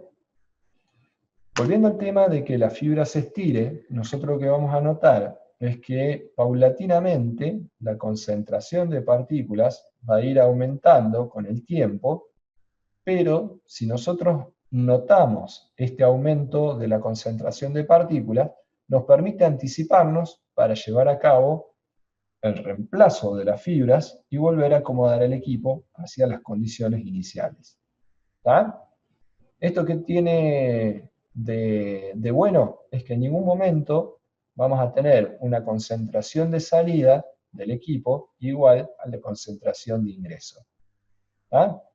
Es decir, que aquí podemos ir anticipándonos hasta que el equipo salga de funcionamiento. ¿Y cómo nos vamos a dar cuenta? No necesariamente necesitamos medir la concentración de partículas a la salida. Imagínense, nosotros tenemos acá una corriente de... Ah, no, la corriente de ingreso estaba acá abajo. La corriente de ingreso acá, que va a tener una concentración inicial. Y acá vamos a tener la concentración final. ¿Está?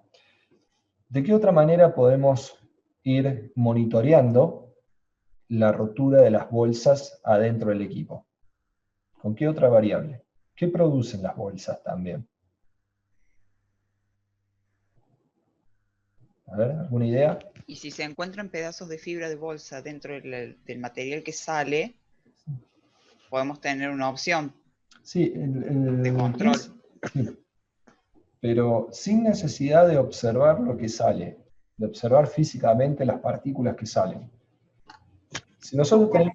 ¿Es eso de lo que se recolecta en el fondo? No, no necesariamente. Piénsenlo, esta corriente gaseosa que ingresa aquí va a tener una determinada pérdida de carga dentro del equipo, ¿no? Cuando las bolsas tengan los poros más pequeños, como puede ser el momento inicial o de arranque de funcionamiento del equipo, eso va a generar obviamente una pérdida de carga mayor que cuando las fibras empiecen a estirar y los poros sean de mayor tamaño. Es decir, que si nosotros analizamos la presión de la corriente acá a la salida, la presión a la salida y la presión a la entrada, podríamos conectar esta línea y esta línea a un sensor de, uy, que me sale feito, vamos ahí, un sensor de presión diferencial, ¿no? Y analizar el delta P. Si las fibras están en buenas condiciones, este delta P seguramente va a ser un delta P mayor. Cuando las fibras se comiencen a romper, esa pérdida de carga va a empezar a disminuir. ¿Ah? Entonces nosotros lo que podemos hacer es, si tenemos registro del delta de presión de la corriente de entrada y salida, podemos directamente decidir una intervención en base solamente a censar el delta de presión. ¿Estamos? Es algo económico, fácil, y que ya lo saben hacer. ¿Ah? ¿Estamos de acuerdo? precipitador electrostático, ¿qué controlamos? No, en el precipitador electrostático, lamentablemente no podemos llevar a cabo ese control de delta P, por ejemplo, sino que lamentablemente lo que vamos a hacer es, si tiene una carga de partículas muy grande, como sucedía en esta planta de Holcim, que hará unos 10 años fue reemplazado el equipo por un filtro de mangas, es que directamente vos te vas a dar cuenta con la visual, o sea, visualmente vas a ver si el sistema está trabajando o no, porque el sistema es, o hace una retención de partículas de elevada eficiencia, o directamente deja de funcionar. Cuando deja de funcionar, vos vas a ver una gran cantidad de partículas saliendo por tu chimenea. ¿Estamos? Claro, pero no tenemos como un sistema para predecir, digamos. Bueno, esa planta tenía en la chimenea un monitoreo continuo de partículas. Obviamente es lo mejor, pero si comparás el valor de ese sistema frente a un control de delta de presión como el que te digo acá, obviamente que estamos hablando de cosas muy diferentes. Los sensores de presión diferencial son muy económicos frente a un equipo de monitoreo continuo en una chimenea, ¿no? Claro. Pero nada reemplaza al monitoreo continuo de partículas en una chimenea. Vos ahí tenés el dato cierto, ahí podés ir viendo, evaluando la progresión de partículas que están siendo emitidas, ¿no? Bien. A modo de resumen, si nosotros tenemos que plantear un tratamiento de material particulado, la primera pregunta que nos tenemos que hacer es si el material particulado es pegajoso o está húmedo. Si el material particulado es pegajoso o húmedo, eso nos va a condicionar el sistema de limpieza del equipo. Seguramente vamos a tener que optar por un sistema de limpieza húmeda. Y para trabajar con limpieza húmeda nos quedan dos opciones. Una es directamente trabajar con las torres de lavado, o la otra es trabajar con el precipitador electrostático inyectándole esa película de agua que les decía anteriormente, es decir, un precipitador electrostático húmedo. ¿Ah? Después de eso nos tenemos que hacer una segunda pregunta, que es si existen gases o partículas que sean explosivas.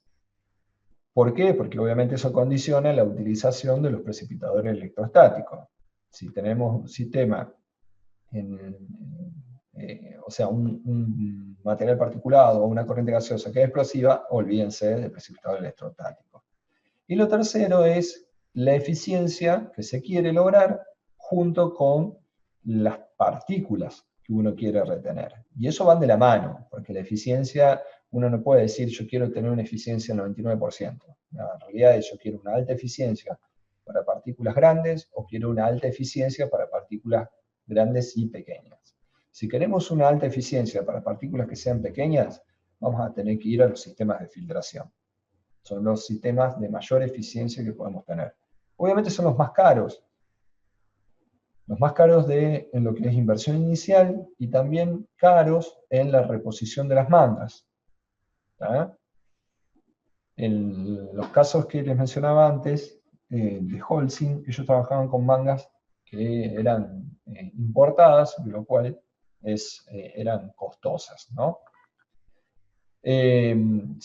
Si vamos a trabajar con sistemas de filtración para partículas, si vamos a querer tener una alta eficiencia, pero para partículas más grandes, ahí ya el abanico se hace más amplio y podemos utilizar ya sea un lavador tipo Venturi o podemos utilizar un sistema de precipitador electrostático o de múltiples ciclones. ¿Ah?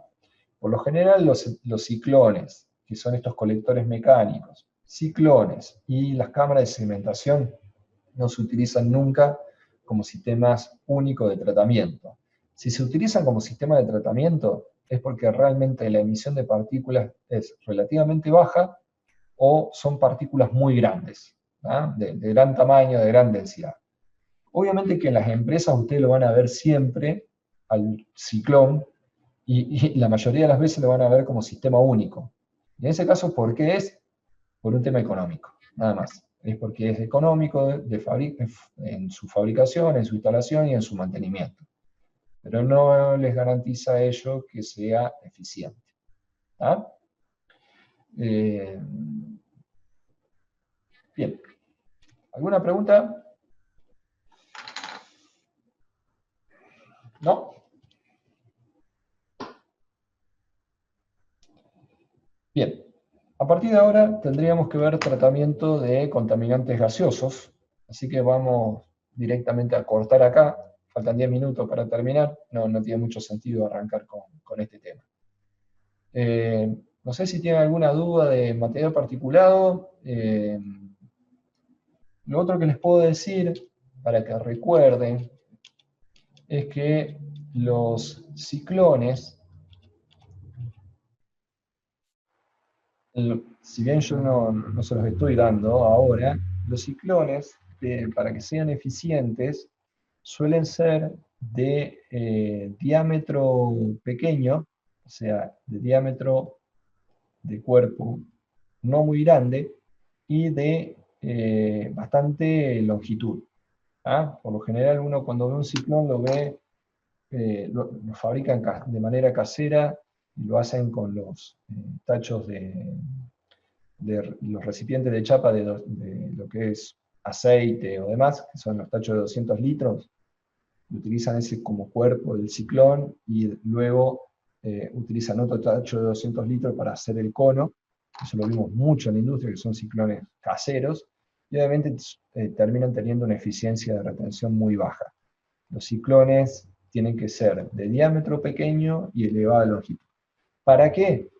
Y es lógico, es para que la corriente gaseosa adentro del equipo dé la mayor cantidad de giros posibles, ya que justamente la fuerza centrífuga es la que actúa separando las partículas.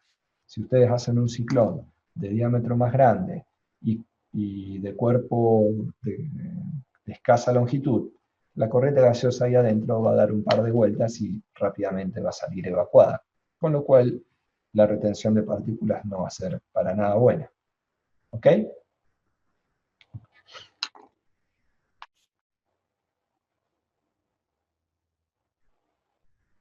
¿Sí? Estuvieron callados hoy. Perfecto. Profe, ¿Sí? yo tengo una consulta de la clase pasada, no sé si le puedo hacer ahora o... ¿Sí? ¿Cómo no?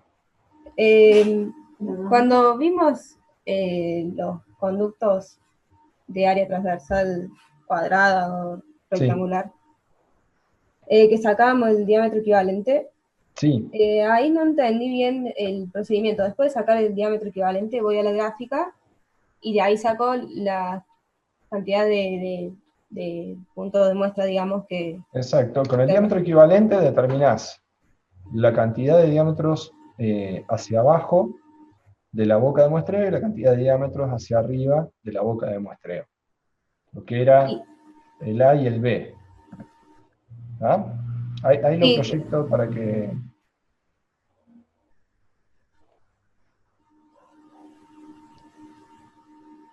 ¿Está? O sea, con el diámetro equivalente nosotros sacamos la cantidad de diámetros que representa A y la cantidad de diámetros que representa B. Venimos a la gráfica, determinamos la cantidad de puntos. Y una vez que determinamos la cantidad de puntos, ubicamos los puntos, no haciendo uso de esta tablita,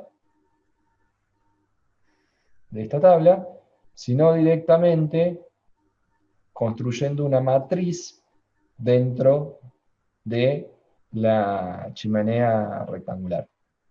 Si nos da, por ejemplo, 9 puntos, es fácil, hacemos una matriz de 3×3, si nos llega a dar, qué sé yo, puntos, por ejemplo, no sé si puede llegar a suceder, pero en el caso de que se den 14 puntos, bueno, en lugar, 14 puntos no lo podemos distribuir de manera regular, entonces pasamos directamente al inmediato superior, 16. Le hacemos de 4×4. ¿Está? Sí, lo que tenía duda es que ahí salen en esa tabla. Sí. La dejo de compartir, bueno. Estaba viendo, pero eran 49, creo que eran los últimos. 49 puntos transversos. Sí, creo que eran, hasta ahí creo que llega la tabla esa, no la estoy viendo ahora. Ahí te la comparto. Eh. Dame un segundito. Vamos acá, vamos a compartir pantalla, vamos a de nuevo aquí. ¿Acá? ¿49? Sí, eso digamos en la gráfica no lo veo. O sea, no En la gráfica. me llega a dar esos números. No, el máximo va a ser. El número máximo creo que es 24. Ahí está, 24. El tema es que, ¿por qué está 49 ahí en esa tabla que veías recién? Es porque recordá que esos 24 vos podés hacer 24 en una dirección y 24 en otra dirección. 24 y 24 son 48 en total. ¿Ah? En el caso de las matrices, directamente nos vamos a manejar como si fuera, si son 24 puntos, hacemos 24 cuadrículas adentro. Listo. Ah, bien, eso no O entendía. sea, esa tabla, sí, no, esa tabla la podríamos haber cortado acá en 25. ¿Está?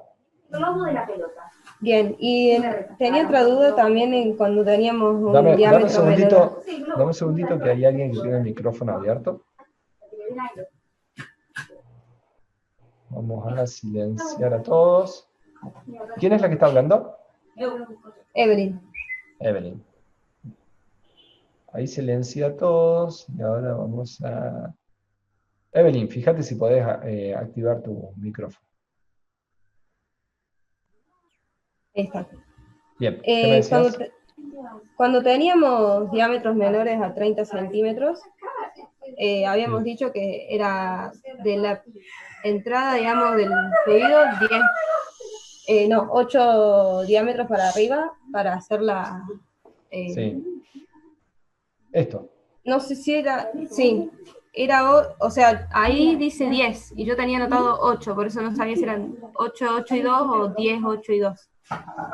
La verdad que yo recordaba que era 8, 8 y 2. Acá en realidad es en donde el sitio de muestreo se debe ubicar a 10 diámetros después de una perturbación y 8 diámetros antes de la siguiente. Sí, bueno, acá no lo dice. Es 882. Manejate con 882. Ok, y o sea, con eso disminuirían las perturbaciones al entrar en el equipo de muestreo. Sí, en realidad lo que está estableciendo aquí es que como la sonda de muestreo tiene varios accesorios, tiene el tubo de Pitot, tiene la boca de muestreo, tiene una termocupla y puede tener otra línea de muestreo más, todo eso puede generar en un conducto pequeño una turbulencia muy alta. Dicho de otra forma, si vos tenés un conducto pequeño y incorporás dentro del conducto semejantes cantidades de instrumentos, vas a generar turbulencia en esa parte. Y obviamente la medición de velocidad se va a ver afectada. Entonces lo que te plantea el método es que en la primera boca de muestreo analices la concentración del contaminante, es decir, un solo conducto de muestreo se coloca dentro de la chimenea, y con lo cual la obstrucción en la sección transversal de esa pequeña chimenea que va a generar este instrumento para hacer la toma de muestra va a ser muy pequeña. Y hagas la medición de velocidad en una boca de muestreo que se encuentre 8 diámetros abajo. O sea, aguas, bueno, lo de aguas abajo, arriba, depende siempre de dónde lo esté mirando uno. Pero sería, primero la corriente gaseosa va a pasar por la boca de muestreo y luego va a ser 8 diámetros más para encontrarse con el pitón. ¿Estamos? Ok, sí, o sea, me sonaba raro de que de esa forma no se generen las perturbaciones. Lo que pasa sigue es que siendo de un diámetro chico, digamos. el conducto es de un diámetro pequeño, pero el porcentaje de área de la sección transversal que vas a estar obstruyendo cuando incorporas solamente una boca de muestreo es mucho menor que si colocaras todos los instrumentos que forman parte de una sonda de muestreo. ¿Ah? Entonces, como bloqueas menos área de sección transversal, es muy poco probable que generes una turbulencia muy alta. Ok, ahora sí me quedó todo más claro. Gracias, profe. No, de nada. ¿Hay alguien más que tiene alguna consulta? Caída de presión, Belén Carabelos. Belén, ¿a qué te referís? No, fue cuando preguntó cómo podíamos saber que el filtro de manga se había... Era correcta tu respuesta. Sí, como estoy medio congestionada, no abrí el micro. Nada, no hay problema. ¿Estamos, chicos? ¿Alguna duda más? ¿No? Bueno, nos veríamos el viernes. ¿Ok?